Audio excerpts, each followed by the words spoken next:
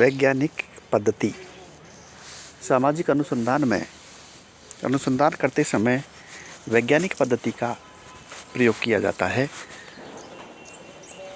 वैज्ञानिक पद्धति क्या है उसको समझना जरूरी है। वैज्ञानिक पद्धति अध्ययन की वो पद्धति है जिसमें जो घटना जैसी है उसका उसी रूप में अध्ययन किया जाता है। तटस्थ और निष्पक्ष होकर घटना का अध्ययन किया जाता है। विज्ञान के अर्थ को वैज्ञानिक पद्धति को समझने से पहले विज्ञान के अर्थ को भी जानना जरूरी हो जाता है। विज्ञान कोई विषय वस्तु नहीं है, एक अध्ययन पद्धति है। साधारणतः लोग विज्ञान का अर्थ विशेष प्रकार की विषय सामग्री से लगाते हैं। इस दृष्टि से वे रसायन शास्त्र, भौतिक शास्त्र, जीव विज्ञान, वनस्पति शास्त्र आदि विषयों को विज्ञान मानते हैं। ऐसे लोग सामाजिक तथ्यों, घटनाओं, सामाजिक समूहों, सामाजिक संबंधों का अध्ययन करने वाले विषय को विज्ञान नहीं मानते। वे मानते हैं प्रोटॉन, इलेक्ट्रॉन, एटमों, पिंडों, नक्षत्रों, चट्टानों, जीवाणुओं, कंकालों एवं खोपड़ियों के अध्ययन से संबंधित विषय ही विज्ञान है। परंतु यह उनका भ्रम है। विज्ञान अपने आप में कोई विषय सामग्री नहीं होकर वैज्ञानिक पद्धति से प्राप्त किया गया व्यवस्थित ज्ञान है। यदि किसी भी विषय से संबंधित तथ्यों को वैज्ञानिक पद्धति को काम में लेते हुए अध्ययन किया जाए तथा इस प्रकार से तथ्यों का आधार पर सिद्धांत बनाया जाए तो उसे विज्ञान कहा जाता है। तो वैज्ञानिक पद्धति के अंतर्गत जो घटना जैसी है उसका उसी रूप में अध्ययन किया जाता है। विज्ञान का संबंध किसी विशेष प्रकार की विषय सामग्री से नहीं होकर वैज्ञानिक पद्धति से प्राप्त किए गए क्रमबद्ध व व्यवस्थित ज्ञान से है। विज्ञान के अंतर्गत अवलोकन किया जाता है, सत्यापन किया जाता है, वर्गीकरण किया जाता है, सामान्यीकरण और भविष्यवाणी की जाती है।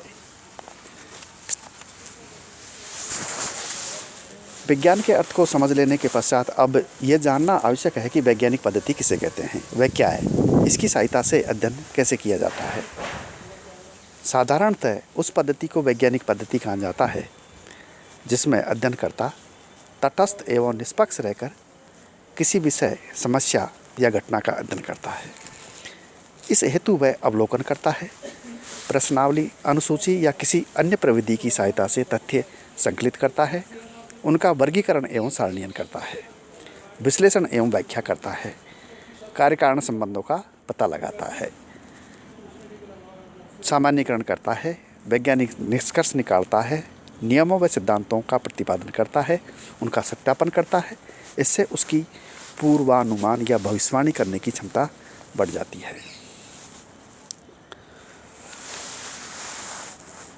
वैज्ञानिक पद्धति की कुछ विशेषताएं हैं जिनके आधार पर हम वैज्ञानिक पद्धति को आसानी से समझ सकते हैं। इससे पहला है ज्ञान का आधार वैज्ञानिक पद्धति।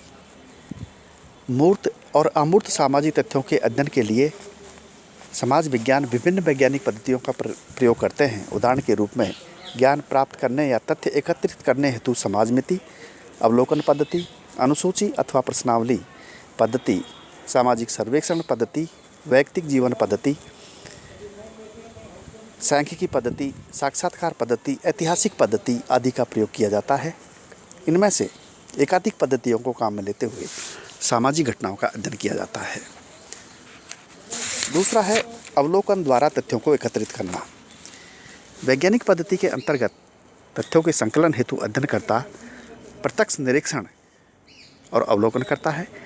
इसमें काल्पनिक या दार्शनिक विचारों को कोई स्थान नहीं दिया जाता। इसमें तो अध्ययनकर्ता स्वयं घटना स्थल पर पहुंचकर घटनाओं का निरीक्षण और तथ्यों का संकलन करता है। तथ्यों का वर्गीकरण व विश्लेषण किया जाता है। असंबद्ध या बिखरे हुए तथ्यों के आधार पर कोई वैज्ञानिक निष्कर्ष निकालना संभव नहीं है। सही निष्कर्ष निकालने के लिए यह आवश्यक है कि प्राप्त तथ्यों को व्यवस्थित व क्रमबद्ध किया जाए। इसके लिए तथ्यों को समानताओं के आधार पर विभिन्न वर्गों में बांटा जाता है। यह कार्य वर्गीकरण के अंतर्गत आता है। इसके पश्चात तथ्यों का सावधानीपूर्वक विश्लेषण किया जाता है। किसी भी विषय को विज्ञान मानने का प्रमुख कारण यह है कि उसमें सही निष्कर्षों तक पहुंचने के लिए तथ्यों का वर्गीकरण एवं विश्लेषण किया जाए। क्या है का उल्लेख किया जाता है। वैज्ञानिक पद्धति के अंतर्गत वास्तविक घटनाओं की विवेचना की जाती है। कोई भी विज्ञान इस बात पर विचार नहीं करता कि क्या अच्छा है क्या बुरा है अथवा क्या होना चाहिए क्या नहीं होना चाहिए। वह तो घटनाओं या तथ्यों का यथार्थ चित्रण करता है। जिस रूप में वे है उनका ठीक वैसा ही चित्रण करता है। कार्य कारण संबंधों की विवेचना की जाती है। वैज्ञानिक पद्धति के अंतर्गत घटनाओं तथ्यों और विभिन्न समस्याओं के कार्य कारण संबंधों को जानने का प्रयास किया जाता है।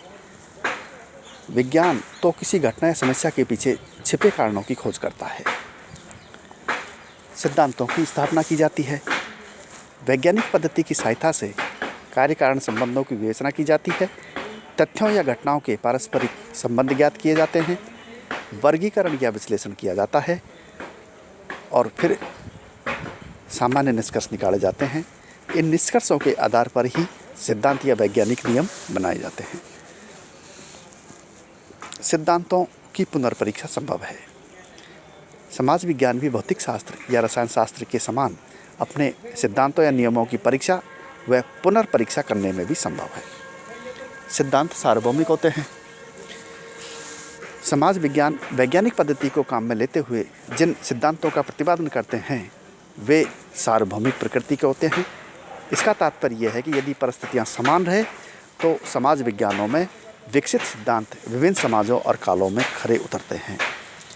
उदाहरण के रूप में यह सिद्धांत सार्वभौमिक रूप से ठीक पाया गया कि पारिवारिक विघटन सामाजिक विघटन पर आधारित है। अगला है भविष्यवाणी करने की क्षमता। कोई भी विषय इस कारण विज्ञान माना जाता है कि वह क्या है के आधार पर क्या होगा बताने में अथवा भविष्यवाणी करने में समर्थ है। तर्क की प्रधानता। वैज्ञानिक पद्धति की एक प्रमुख विशेषता यह है कि यह तर्क पर आधारित है। तर्क तथ्य और विवेक से जुड़ा है। किसी बात को बुद्धिमत्तापूर्वक प्रमाणित अथवा अप्रमाणित किया जा सकता है। इसके लिए तर्क देना आवश्यक होता है। अगला है वस्तुनिष्ठता। वैज्ञानिक पद्धति में वस्तुनिष्ठता पर विशेष बल दिया जाता है। बिना वस्तुनिष्ठता के वैज्ञानिक निष्कर्ष निकालना किसी भी रूप में संभव नहीं है। वस्तुनिष्ठता का तात्पर्य घटनाओं का अध्ययन ठीक उसी रूप में करना जिस रूप में वे है।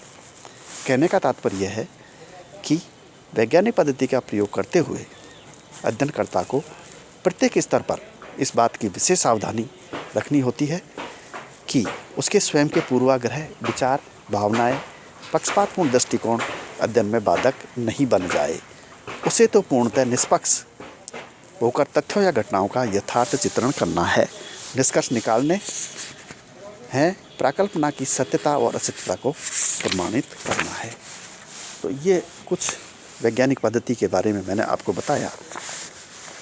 वैज्ञानिक पद्धति किसी विषय सामग्री को नहीं कहते हैं।